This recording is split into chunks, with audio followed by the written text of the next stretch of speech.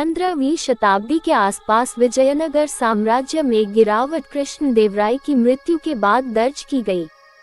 कृष्णदेवराय के शासन में विजयनगर साम्राज्य अपने शिखर पर पहुंच गया था और उसने दक्षिण में अपने सभी अधीनस्थों पर सफल नियंत्रण बनाए रखा था।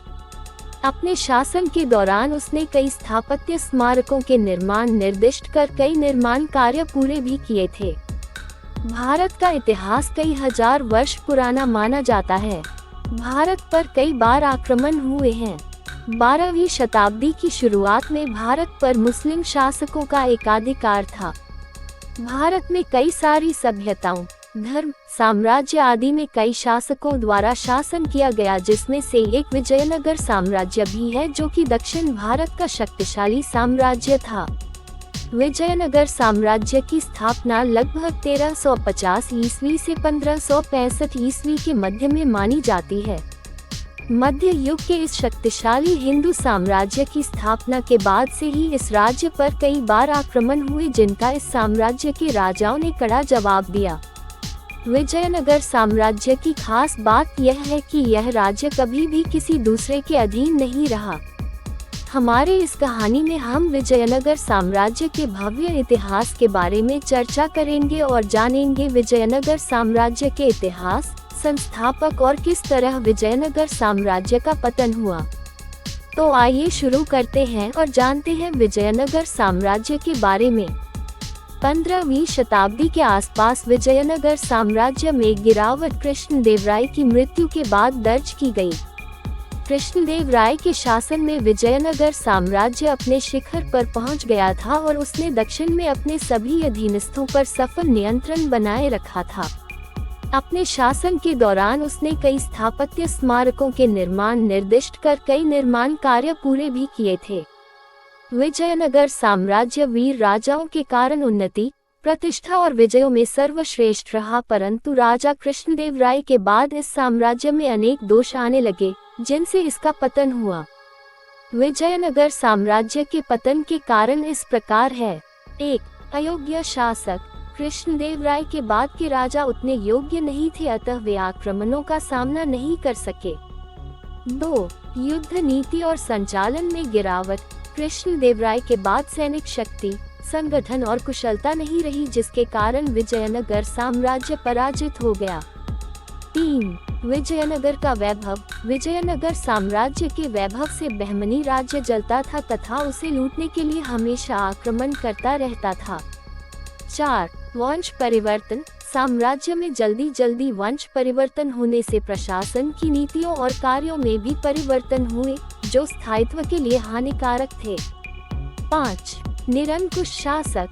विजयनगर साम्राज्य के अधिकांश शासक निरंकुश होने के कारण जनता में लोकप्रिय नहीं हो पाए। 6. गोलकुंडा तथा बीजापुर के विरुद्ध सैनिक अभियान। इस अभियान से दक्षिण की मुस्लिम रियासतों ने एक संघ बना लिया। इस कारण से विजयनगर साम्राज्य की सैनिक शक्ति कमजोर हो गई थी। 7. पड़ोसी राज्यों से शत्रुता। पड़ोसी राज्यों से शत्रुता होने के कारण विजयनगर साम्राज्य का हमेशा अपने पड़ोसी राज्यों से संघर्ष होता रहता था।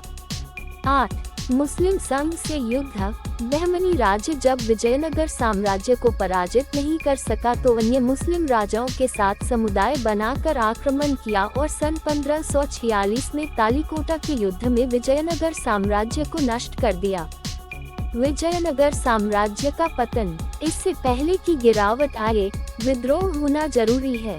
तुलुग राजवंश के कृष्णदेवराय के शासनकाल के दौरान विजयनगर साम्राज्य अपने चरम पर पहुंच गया था।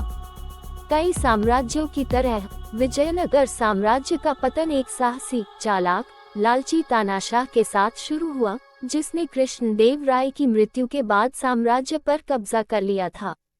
अलिया राम राय कृष्णदेवराय के शासक थे, जो तुलुवा राजवंश के उत्तरार्ध के दौरान अपने वास्तविक उत्तराधिकार के दौरान कृष्णदेवराय के राजा सदाशिव राय से सिंहासन छीन लिए गए थे।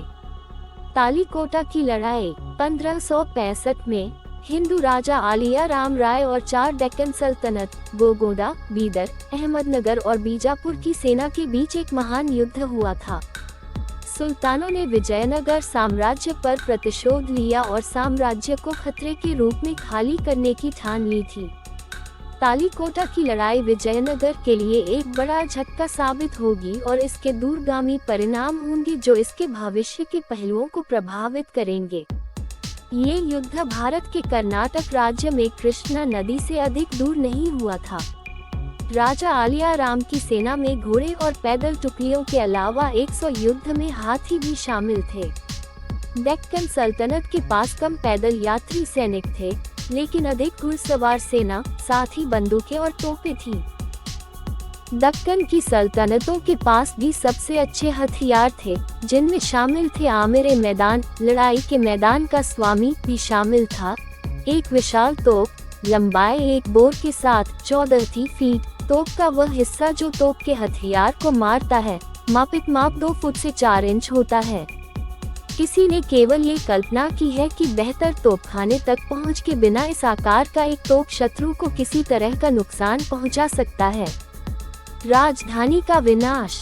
तालीकोटा की लड़ाई के बाद खून खराबा हुआ।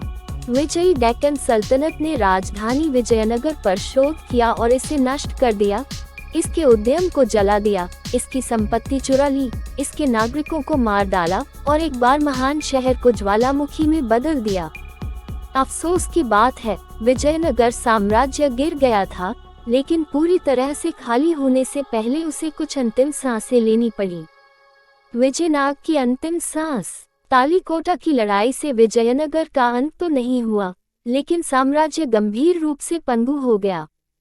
तालीकोटा की लड़ाई के 5 साल बाद सदाशिव राय की मृत्यु के बाद आलियाराम राय के भाई त्रिमला देव राय शासक बने।